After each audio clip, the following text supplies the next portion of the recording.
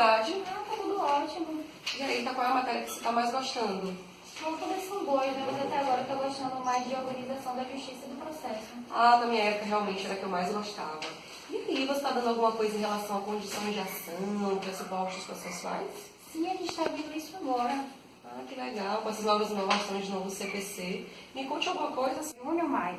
As condições ou requisitos da ação, como os conceitua, são categorias lógico-jurídicas, existentes na doutrina e muitas vezes na lei, mediante os quais se admite que alguém chegue à obtenção da sentença final. As condições da ação de tal sorte operam no plano da eficácia dessa relação processual. Mas você está estudando através de um outro doutrinador, que é importante você ter um outro posicionamento sobre o assunto. Você já pesquisou ou só tem um mérito?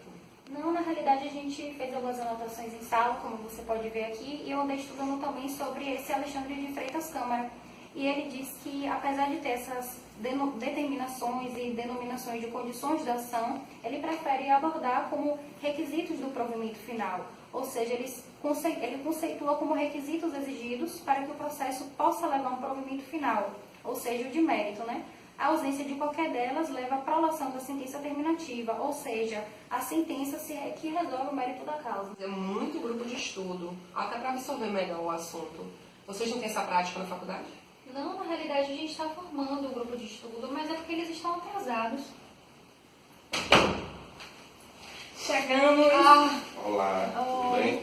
Tudo ótimo. Tudo bom? E aí, o que é que vocês estão falando? Bom, a gente está falando sobre as condições de ação e os pressupostos processuais. Dando uma olhada aqui no meu caderno e verifiquei que tanto a condição de ação como os pressupostos processuais são causas de extinção, no caso do processo sem resolução de mérito. Então, o próprio CPC ele mesmo prevê isso no artigo 267. Artigo 267. Extingue-se o processo sem resolução de mérito. Inciso 4. Quando se verificar a ausência de pressupostos de constituição e de desenvolvimento válido e regular no processo.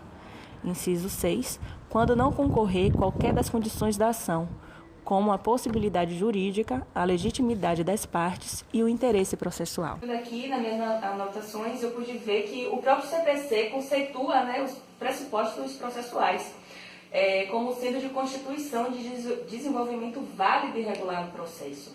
Então, a gente pode concluir que não há como confundir as condições de ação com os pressupostos processuais.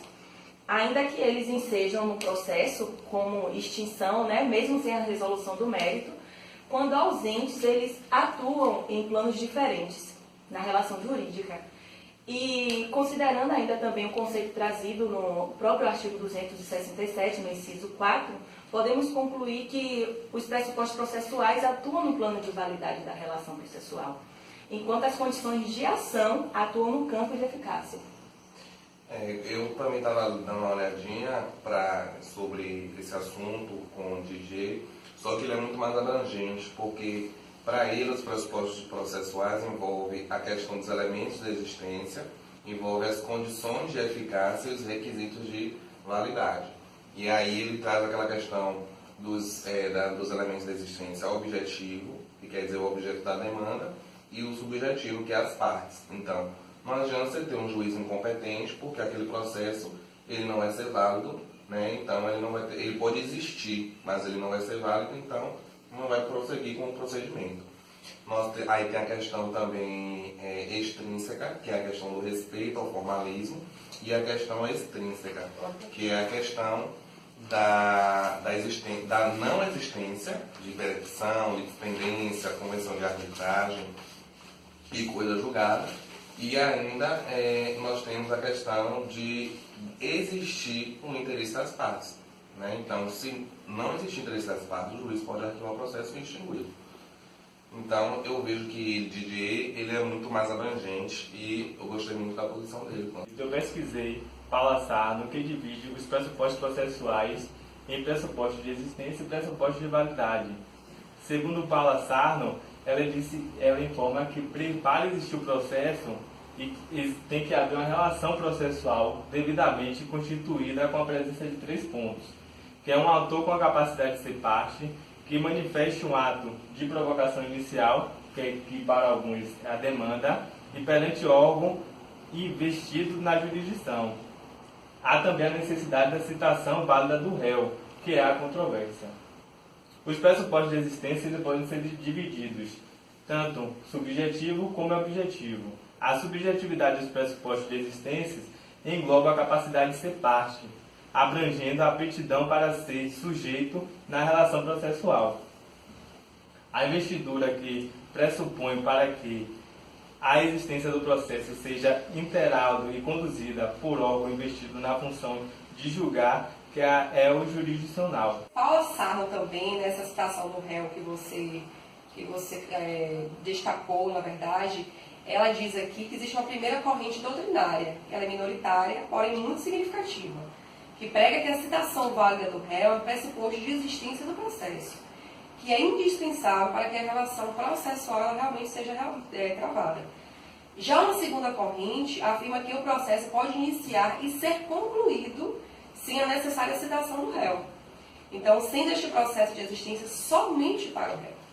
E uma terceira corrente, ela afirma também que a citação somente é um pressuposto de existência de um processo que ele seja realmente irregular. E existe uma última corrente, que ela diz que é majoritária, que é exatamente a citação que não pode ser pressuposto de existência do processo. Confiados no assunto. Olha só, vai passar um programa agora abordando sobre esse tema. Uma luta inédita relacionado ao assunto. Vamos ligar a televisão?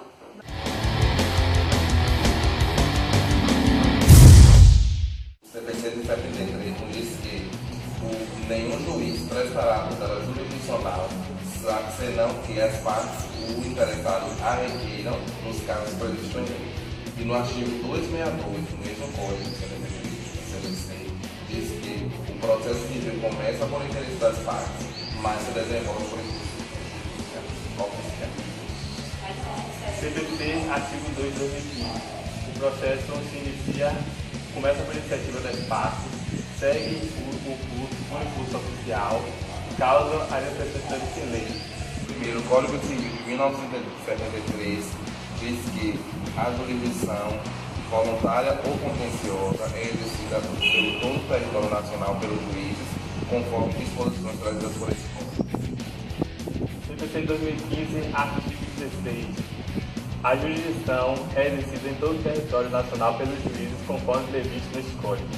1973 diz que o artigo 16, para propor ação ou contestá-la, precisa ter interesse legitimado. CPC 2015, artigo 17. Para postular em juízo é necessário ter interesse e legitimidade. Bom, gente, acredito que nós alcançamos o objetivo do grupo de estudo, que é absorver esses conhecimentos, né, acerca das condições da ação, dos pressupostos processuais, né, à luz do CPC de 2015, no qual trouxe inovações quanto à existência, à validade e à eficácia que produz, né, esse Conselho Civil. E acredito que a gente agora tem uma nova visão do processo que traz uma certa legitimidade e uma certa inovação.